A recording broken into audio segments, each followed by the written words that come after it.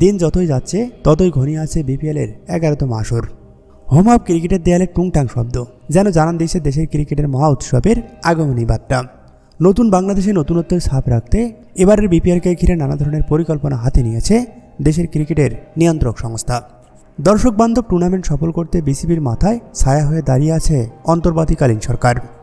দেশের একমাত্র ফ্র্যাঞ্চাইজি লিগের সূচি ঘোষণার দিন বিসিবি বস ফারুক আহমেদ জানিয়েছিলেন বিপিএলের আকর্ষণ বাড়াতে উদ্বোধনী অনুষ্ঠানে আনা হবে বিদেশি তারকা। তখন থেকেই বাড়ে কৌতূহল, কে হতে চলেছেন বিপিএলের সারপ্রাইজিং ধামাকা। অবশেষে জানা গেল তারকার নাম। পাকিস্তানের জনপ্রিয় শিল্পী রাহাত ফাতে আলী খান আসছেন বিপিএল মাতাতে। বিসিবির একটি সূত্র নিশ্চিত করেছেন এবারের উদ্বোধনী অনুষ্ঠানে সুরের ঝংকার তুলবেন এই কিংবদন্তি শিল্পী।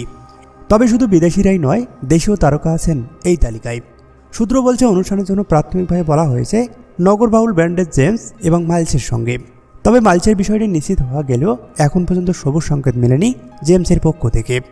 এদিকে দর্শকদের জন্য চমক নিয়ে হাজির বিসিবি। টিকিটের মূল্য নিয়ে দর্শকদের দীর্ঘদিনের অভিযোগের কথা মাথায় রেখে এবারের বিপিএলে কমানো হয়েছে টিকিটের দাম।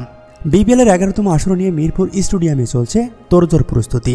নির্ধারিত সময়ের আগে 3 ভেন্যু প্রস্তুত রেখে পর্দায় উঠবে এবারের বিপিএল। দর্শক বান্ধব এই টুর্নামেন্টকে সফল করতে অন্তর্বর্তীকালীন সরকারকে পাশে পাচ্ছে বিসিবি।